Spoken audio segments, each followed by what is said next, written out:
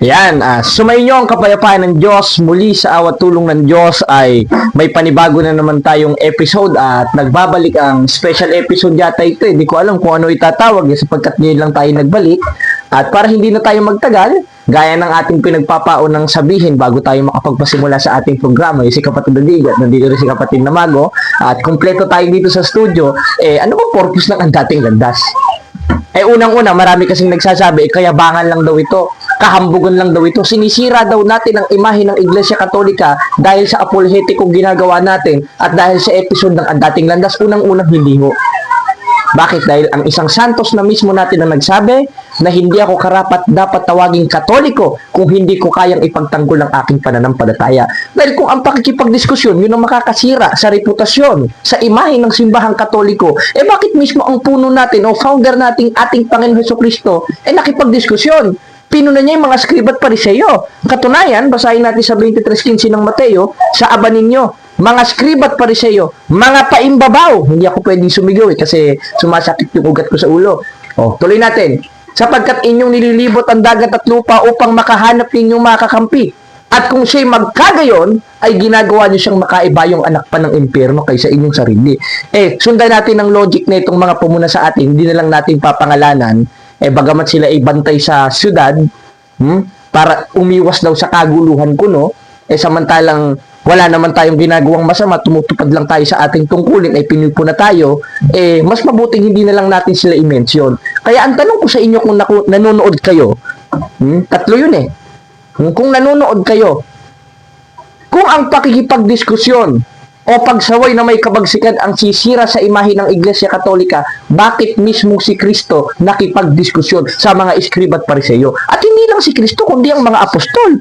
Bakit? Dahil si Pablo na mismo nagsabi sa Filipos 2:5-8, magkaroon ng pag-iisip gaya ng sa ating Panginoong Hesukristo, na kung paano si Kristo nakita niya mali, pinuna niya, nakipagdiskusyon siya, ganun rin tayo makikipagdiskusyon. Bakit? Segundo Corinto 14-5, ang ating pakikilaban hindi laban sa laman. Muli, para hindi tayo makapagtagal, ito ay isang komentaryo sa pamamagitan ng isang video call conference kung saan nakausap natin si Mr. Ramil Parba. At makikita natin ang kanyang kawalan ng aral at hindi natindigan ang mga tanong at ang kanyang mga paratang sa Iglesia Katolika. Sa mga hindi po nakakakilala kay Ramil Parba, ito po'y pinakamagaling daw kuno na manloloko. Defensor pala ng Iglesia ni Manalo na nakalaban ni Father Darwin. Ating silipin ang bahagi ng kung saan nabutata siya kay Father Darwin. Panoodin natin. This rock I will build my church. This church cannot be other than the church of Christ. Akan po ito, hindi?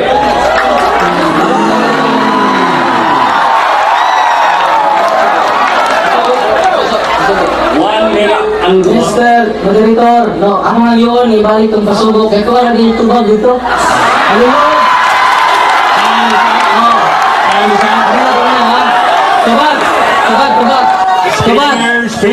Tubag! Behave. Ayos lang mo palabi, no? We base our argument based on logic, not on emotion, no? Time is on. Tubag, 1 minute. Sakto, ang imong kikotlo, unya atong dugtong sa imong pasugo, aron makasabot jugag sakto. Every time the Church of Christ has totally become the Catholic Church. Although writers and historians treat them as synonymous. Every time nga mukutlo lagi kag libro nga Church of Christ, referado na sa synonymous kay Iglesia Katolika. Naana sa inyong pasugo. Ang akong ipakutana, ulitin ko, kasi yung binasa ko, tanggap mo ba ito? Yan lang muna tanong ko. Tanggap mo ba? The Church of Christ. Ayaw sa obra, masama. Di ba? Tanggap ka. Continue the interpellation. Eko, sunod tanong. Tanong.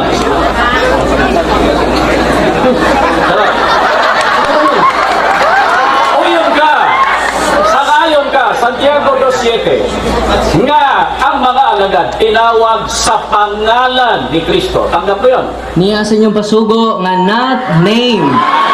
is the only identifying mark of the true Church of Christ. Musa, basa-basa po mas pasugo ninyo.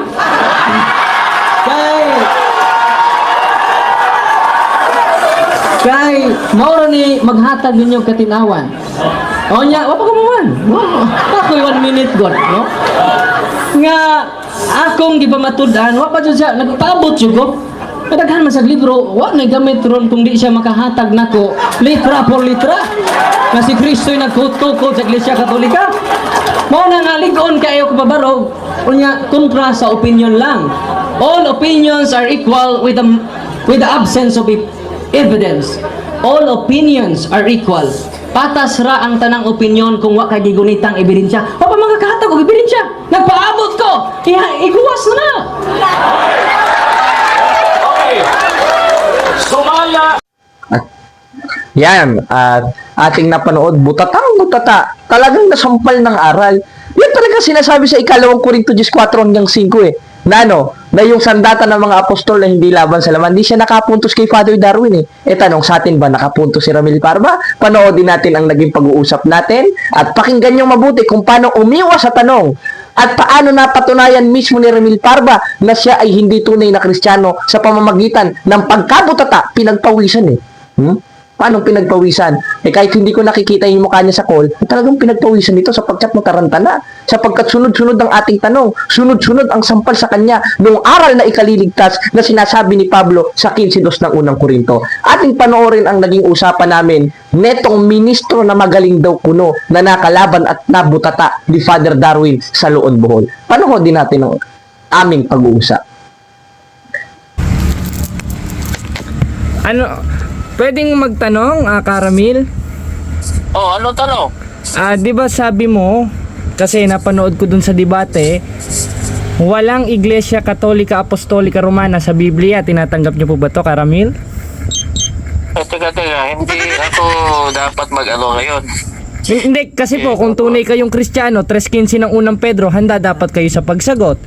Ang kiniklaim ninyo, Kristiyano kayo, pero hindi naman kayo handang sumagot, sa makatwid, hindi kayo Kristiyano. 12:48 ng 1, ang nagtatakwil kay Kristo, nagtatakwil sa salita ni Kristo. Ano ba reliyon mo? Ano ko, kapatid, kaanibo ko sa tunay na iglesia po, Karamil. Oh, di ano ba? Ano bang reliyon? Ano nga reliyon? Ano Yung itinatag po ni Kristo 2,000 years ago, wala pa naman pong Security and Exchange Commission on Caramil Parba. Therefore, ipinangaral ang mga apostol, kaanibang mga apostol, sa 9:31 ng gawa sa La Sagrada Biblia, Las Iglesias Católicas Apostolica Romana, hindi Iglesia ni Cristo na na-registered in Philippines in 1914, Karamil. Kaya magtatanong nga po ako brother, at hindi ito ang lugar para tayo mag-diskusyon. Kung gusto mo ng pumunta ka dyan sa... Hindi, Karamil, Kristiyano po ba kayo, Karamil Parba? Oo naman. Bakit kung Kristiyano po kayo, kasi yung tunay na Kristiyano, sumasamba po kay Kristo, kahit tama? may trabaho ako ngayon, kahit ako nagtuturo, paano mo ako? Pasasagutin mo ako? Opo, nasa 6:33 po ng Mateo yun. Dapat hanapin ninyo ang kanyang kaharian at ang kanyang katwiran. At lahat ng bagay na ito ay pawang idaragdag niya sa inyo. Therefore, kahit nasa trabaho tayo, uunahin natin ang atong Ginoong Hesukristo. Ayan, pinatay na ni Karamil Parba. Naipit na. Ang bihira. Yan ang hindi tunay na Kristiyano. 3:15 ng unang Pedro, hindi makasagot sa simpleng tanong. Ayan napakinggan nyo mga kapatid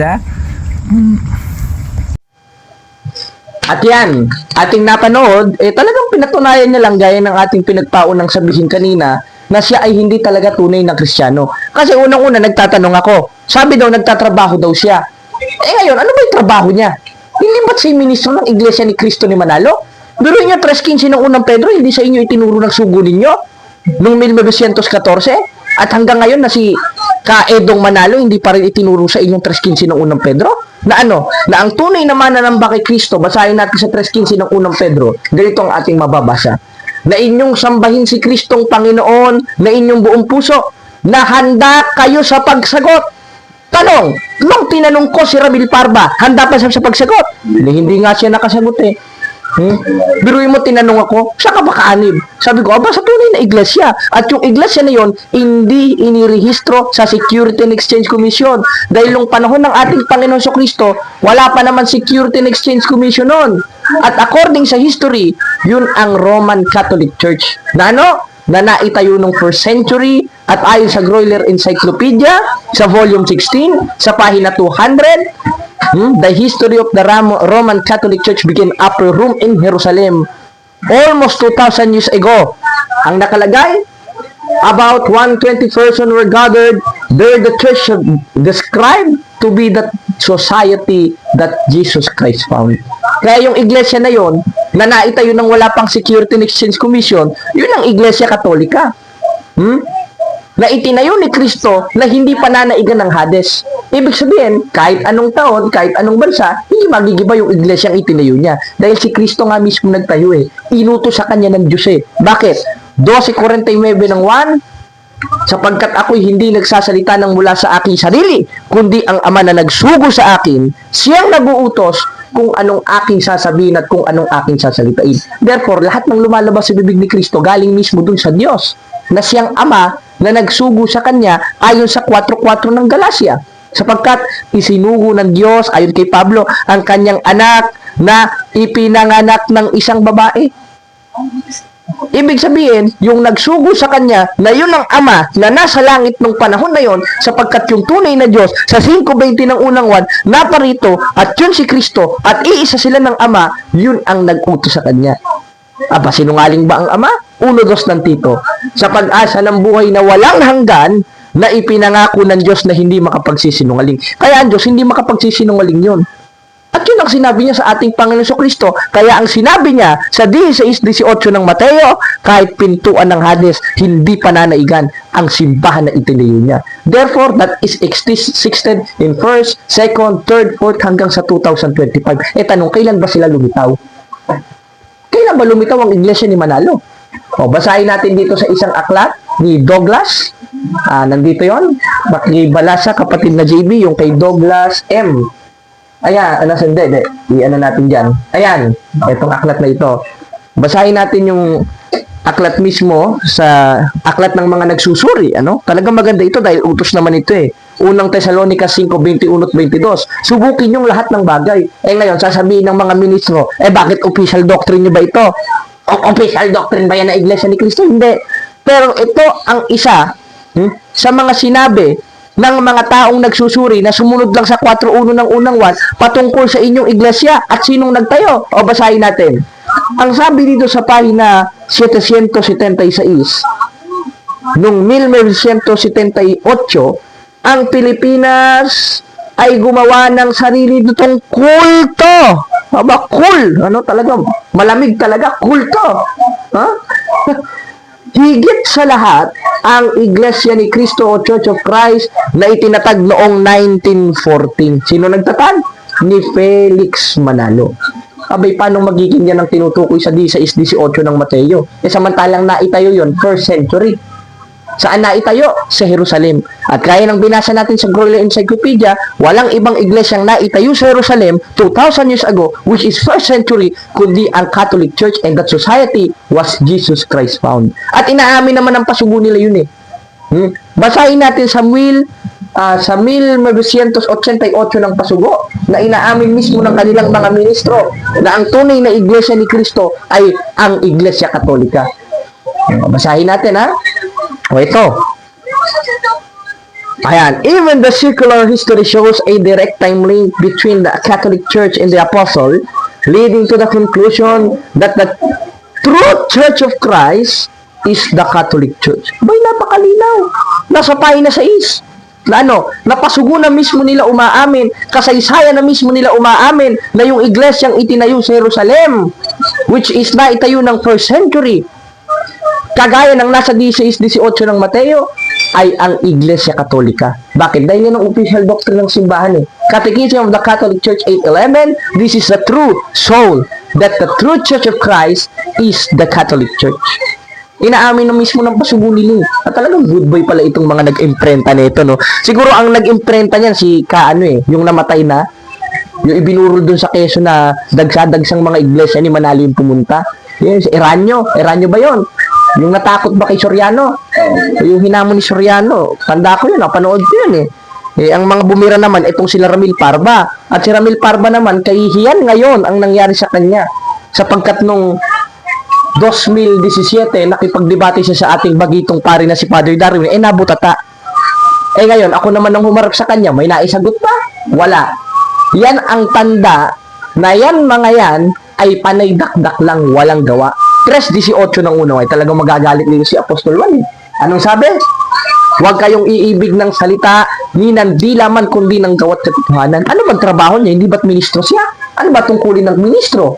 At tinanong ko sa kanya kanina, siya ba'y Kristiyano? Kristiyano. Ano bang tungkulin ng ministro at Kristiyano? Gaya ng binasa natin, hindi yata tinuro sa kanya ni Manalo sa 3:15 ng unang Pedro, inyong sambahin si Kristong Panginoon na inyong buong puso na handa kayo sa pagsagot. Ngayon nakita nyo, paano naging tunay na Kristiyano si Ramil Parba at mga ministro niya? Samantalang hindi man lang naituro sa kanila ng kanilang sugo at puno ang 3:15 ng unang Pedro na dapat lagi kang handa sa pagsagot. Sabi niya, nasa trabaho ka. Ano ba ang trabaho mo? Di ba't ministro ka? Ano ba tungkulin ng ministro? O ano ba tungkulin ng Kristiyano na sinasabi mo, Kristiyano ka kuno? Na pagtanong ko sa'yo, umamin ka. Handa dapat sa pagsagot. Bakit? 15:2 ng unang Korinto. At sa pamamagitan naman ito, ligtas kayo. Kung matyaga ninyong iingatan ang mga salitang ipinangaral ko. So, paanong paraan iingatan? Halimbawa, meron sa yung gamit, itong Biblia. Ipinahiram ko muna kay kapatid na JB. Kapatid na JB, ingatan mo to. Pag sinabing ingatan, ay talagang pahahalagahan mo yun. Itatabi mo yun kung saan ka pumunta. Kaya nga pag-iingat, hindi mo pwedeng maiwala yun.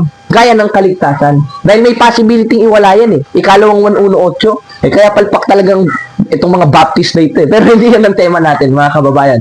Ang tema natin, yung katuwagan at pagiging hindi Kristiyano ni Ramil Parba sapagkat hindi nakasagot sa ating tanong. Tayo ang tinanong. Nasagot naman natin.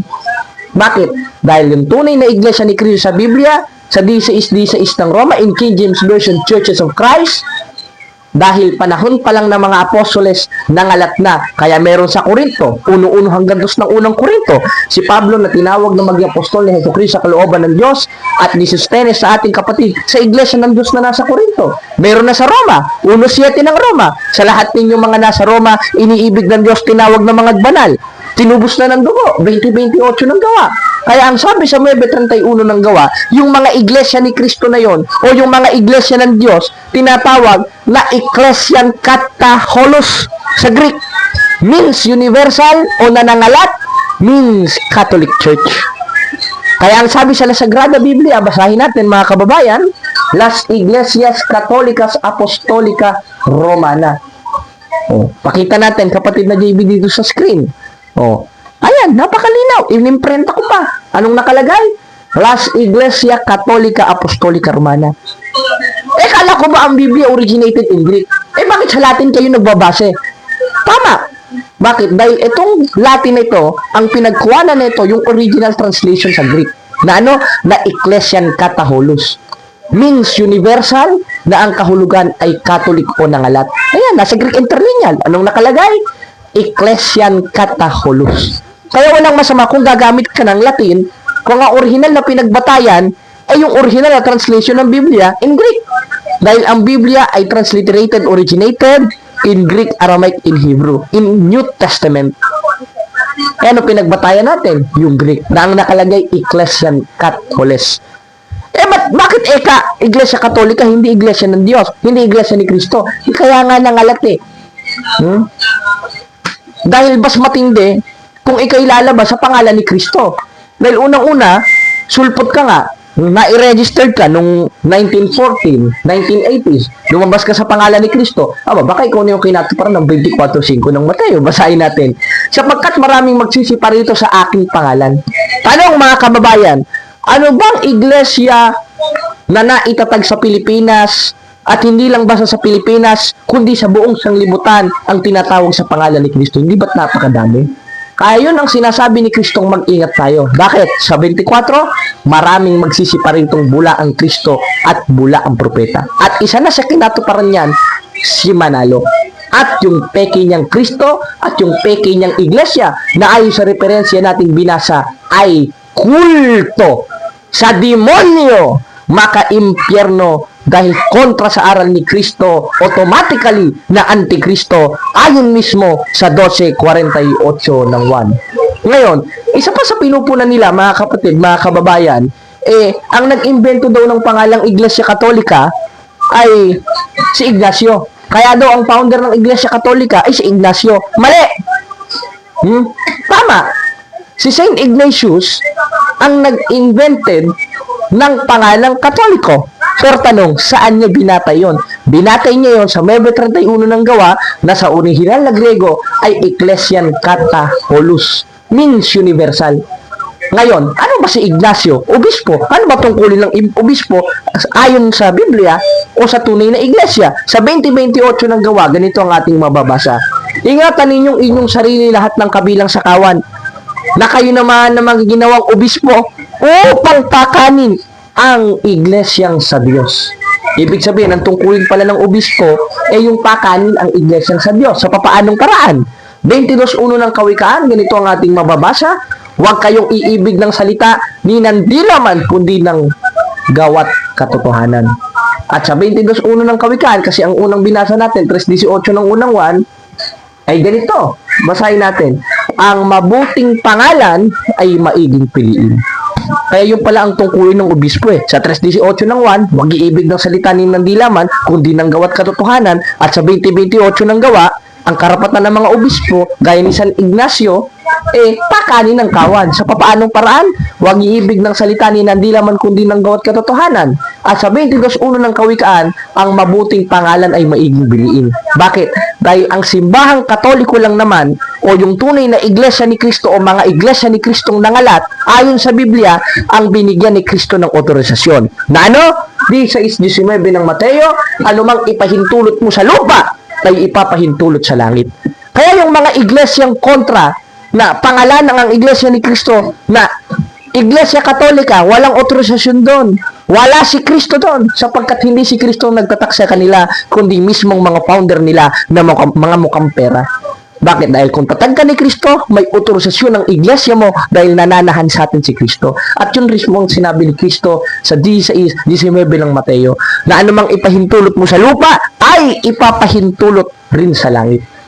Kaya mga kapatid, may karapatan tayo mag-declare si San Ignacio sapagkat siya obispo at ang simbahan ay may otorisasyon.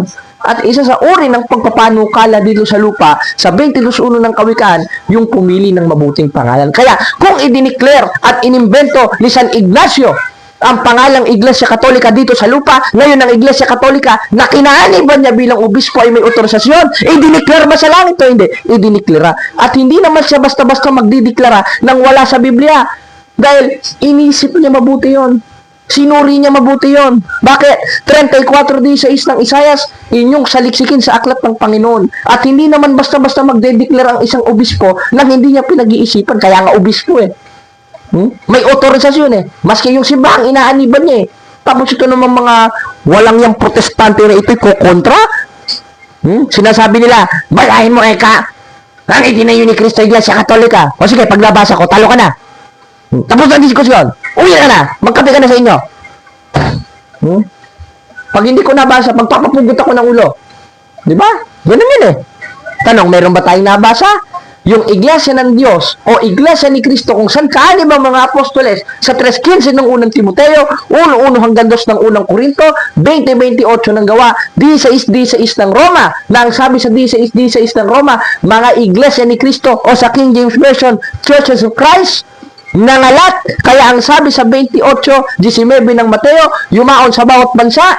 Kaya ang sabi ni Apostolo Pablo sa 9:31 ng gawa, yun ang Ecclesian Kataholos na pinili naman ni San Ignacio para ipangalan sa simbahang Iglesia ni Kristo o Iglesia Katolika Apostolika Romana sa panahon ngayon. Sapagkat meron tayong otorisasyon. Sila wala.